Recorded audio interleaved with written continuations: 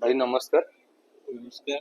तमे जाऊ राम भाई की खोजी खोजी बहुत जंगल भीतर को आस ଯଦି ଗୋଟେ ଭଲ ପାରା ପ୍ରେମୀ ଭାଇ ତମେ ହେଇଥିବ ତ ସେଥିପାଇଁ ଜଙ୍ଗଲ ଭିତରୁ ଯାଇଛ। ମୁଁ ମାନୁଛି ଏ ପୁରୁଣା ଲୋକଙ୍କ ପାଇଁ ଭଲ ପାରା ନୁହଁ, ମାନେ ଇଏ ନୂଆ ଲୋକ ଯୋଉମାନେ ରଖିବା ଷ୍ଟାର୍ଟ କରୁଛନ୍ତି ତାଙ୍କରି ମାନଙ୍କ ପାଇଁ ଇଏ ବହୁତ ଭଲ ଜିନିଷ। ଇଏ ଯୋଉମାନେ ନୂଆ ଗୋଟେ ଷ୍ଟାର୍ଟ କରୁଛନ୍ତି ଆମେ ପାରା ରଖିବୁ ଦେଖ ନୂଆଟା ଯେହେତୁ ଲୋକଟା ମରି ଯାଉଛନ୍ତି ତାଙ୍କ ମନ ଦୁଃଖରେ ସୁଖରେ ଏମିତି କରିକି ପାରା ନେଇକି ଯାଉଛନ୍ତି। ନୂଆ ଯୋଉମାନେ ରଖିବା ପାଇଁ ତାଙ୍କ ପାଇଁ ଏ ଜିନିଷଟା କେମିତିଆ କଣ ଜିନିଷଟା? ଏ ଜିନିଷ ବହୁତ ଭଲ ନୂଆ ଲୋକଙ୍କ ପାଇଁ। ଏଇ ଯୋଉ ପାରା, ଏ ପାରା ରଖିଲେ ମାନେ ସେମାନେ ଜାଣିବେ ଯେ ପାରା ବିଷୟରେ ଆସ୍ତେ ଆସ୍ତେ ଇଏ କରିବେ। ଆଉ ମୁଁ ତ ଆସିଛି ଅଡ଼ଶପୁର, ଆମର ନିଆଳି ନିର୍ବାଚନ ମଣ୍ଡଳୀ ଅଡ଼ଶପୁରରୁ ମୁଁ ଆସିଛି। ଏମିତି ଲୋକେସନ ନେଇ ରାମ ଭାଇ ଫୋନ ଫାନ କରିକି ଆସିକି ପହଞ୍ଚିଲି। ଆଉ ୟା ଭିତରେ ଏଇ ଯୋଉ ଜଙ୍ଗଲ ଭିତରେ ରାମ ଭାଇ ଆମର ଅଛନ୍ତି। ଆଉ ଫାର୍ଷ୍ଟ ଟାଇମ ଆସିକି ଆମେ ଦେଖିଲି ଏ ଜାଗା। ଆଉ ରାମ ଭାଇ କି ତ ଖୋଜି ଖୋଜି ଯାଇଛ? ହଁ, ବହୁତ ଖୋଜିକି ଫୋନ ଫାନ କରି ଆସିକି ପହଞ୍ଚିଲୁ। ରାମ ଭାଇ ମାନେ ରାମ ଭାଇ ବହୁତ ଭଲ ଜିନିଷ ତ କେବେ ନେଇଛ? ହଁ, ମୁଁ ନେଇଥିଲି ବୋଲି ଅଡ଼ଶପୁରରୁ ଆସିକି ପହଞ୍ଚିଛି। ଜିନିଷ ନେଇଛନ୍ତି ଆପଣ? ହଁ, ରାମ ଭାଇ ଦୋକାନ ଯେତେବେଳେ ଥିଲା ସେଠି ଆସିକି ରାମ ଭାଇ ତ ପୁରା ବଢିଆ। ରାମ ଭାଇ କୋଉଡିଆ ଲୋକ, ଭଲ ଲୋକ ନା ଖରାପ ଲୋକ? ନା, ରାମ ଭାଇ ବହୁତ ଭଲ। ଜିନିଷ ଯୋଉ ନୂଆ ନୂଆ ଲୋକ ପାଇଁ ମୁଁ କହୁଛି ଜିନିଷ ନେବା ପାଇଁ କହୁଛି, ନୂଆ ଜିନିଷ ପାଇଁ ନୂଆ ଲୋକଙ୍କ ପାଇଁ ଏ ଜିନିଷ ଯୋଉ ଅଛି ଠିକ ଅଛି। ଆଉ ଯୋଉମାନେ ତ ପାରା ରଖିଛନ୍ତି ନେବେ ନାହିଁ। ମୁଁ ନୂଆ ହାଲି ମାମୁ 50ଟାରେ ଗୋଟେ 10ଟି 5ଟି ନୂଆ ଲୋକଙ୍କ ପାଇଁ ଭଲ ଜିନିଷ ବାଛି ବହୁତ ଭଲ ଅଛି। ମାନେ ନୂଆ ଲୋକଙ୍କ ପାଇଁ ବହୁତ ଭଲ। କହୁନି ମୋ ଜିନିଷ ମୁଁ ଭଲ, ନା ନା, କହୁନି ମୋ ଜିନିଷ ଭଲ। ଆମେ ଯୋଉ ପାରା ରଖିଥିଲି ମୁଁ ପ୍ରତ୍ୟେକ ବର୍ଷ ଭଲ ମନ୍ଦ ପାରା ନିଏ। ପ୍ରତ୍ୟେକ ବର୍ଷ ମୁଁ ଭଲ ମନ୍ଦ ପାରା ନିଏ। ଖରାପ ହେଲେ ପାରାଟା କିଣିବି, ଭଲ ହେଲେ ମୁଁ ପାରାଟା କିଣିବି। ମତେ ବି ଯୋଉମାନଙ୍କର ପାରା 10ଟି 5ଟି ଯୋଉମାନେ ବିକିବାକୁ ବି ଚାହୁଁଛନ୍ତି ମତେ କଲ୍ କରନ୍ତୁ, ବି କଣ୍ଟାକ୍ଟ କରନ୍ତୁ। ମୁଁ ତାଙ୍କ ଜିନିଷ ବି କିଣିବି। ମୁଁ କିଣା ବିକା ଡାଇରେକ୍ଟ କରୁଛି।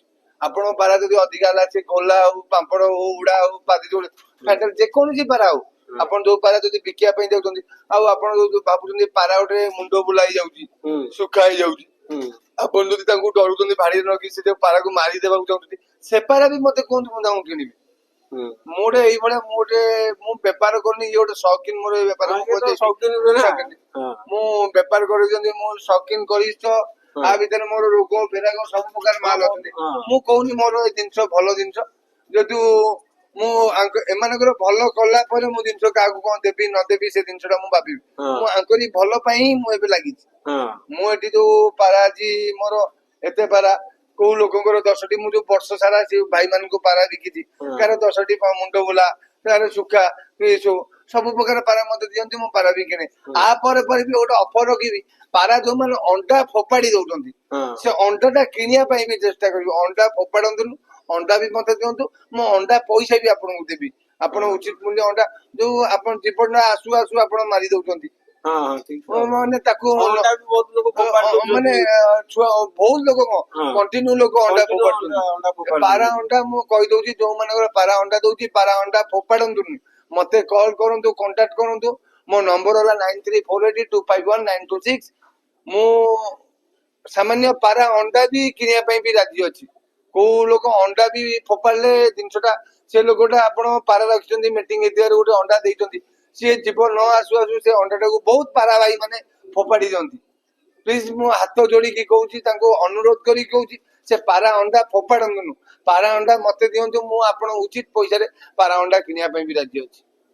ମୁଁ ପାରାଟା ଏଇ ଜିନିଷଟା ମୁଁ ସୌକିନ କରୁଛି, ମୁଁ ବେପାର କରୁନି।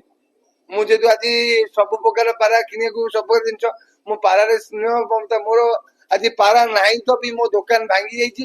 ଏ ଭାଇ ମତେ ଖୋଜି ଖୋଜି ଆଉଛନ୍ତି, ଆଉ ଡେଲି ଏଇଭଳିଆ 10ଟି ରୁ 15ଟି କଷ୍ଟମର ମୋ ପାଖକୁ ଆଉଛନ୍ତି, ପାରା ଦେଖିକି ଯାଉଛନ୍ତି।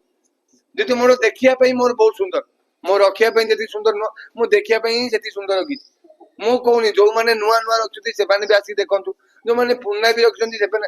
ଆଉ କୋଉ ପାରାଙ୍କର ଦେହ ଫେହ ଖରାପ ହେଲେ ଯଦି ଭଲ ନ କରି ପାରୁଛନ୍ତି, ପ୍ଲିଜ ମତେ କଣ୍ଟାକ୍ଟ କରନ୍ତୁ। ସେ ପାରାକୁ ମୁଁ ନିଜେ ଆଣିବି, ଭଲ କରିବି, ନିଜେ ମୁଁ ଦେବା ପାଇଁ ବି ଚେଷ୍ଟା କରିବି। ଆ ପାଇଁ ମୁଁ ତା ବ୍ୟବସ୍ଥା ବି ଗୋଟେ ଚଲେଇଛି।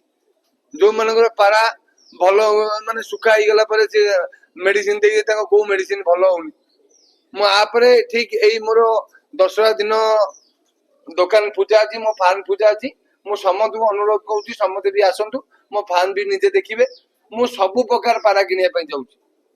ପାରା ଅଣ୍ଡା ଠୁ ଷ୍ଟାର୍ଟ କରିକି ପାରାର ସବୁ ଜିନିଷ ଯୋଉମାନେ ଅଣ୍ଡା ଫୋପାଡି ଦିଅନ୍ତି ବାରମ୍ବାର ଅଣ୍ଡା ତାକୁ ସେ ଅଣ୍ଡା ଯଦି ସେ ଛୁଆଟା ଅଣ୍ଡାଟା ଦେଲେ ଅଣ୍ଡାଟା ତ ସେ ଜୀବଟା ବାହାରକୁ ନ ଆସୁ ଆସୁ ଆପଣ ପାରା ରଖିଲା ଯେ ସେ ମାରି ଦଉଛନ୍ତି। ମୁଁ ତାଙ୍କୁ ଅନୁରୋଧ କରୁଛି ସେ ପାରା ବାଲାଙ୍କୁ ଟୋଟାଲ ସେ ଅଣ୍ଡା ବି ଫୋପାଡ଼ନ୍ତୁନି।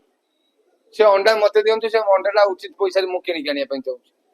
ମୁଁ ବି ଏତିକି କହିକି ଅନୁରୋଧ। ମୁଁ ନମସ୍କାର, ରାମଜୀ ପିଜନ ସପରୁ କହୁଛି। ଓକେ।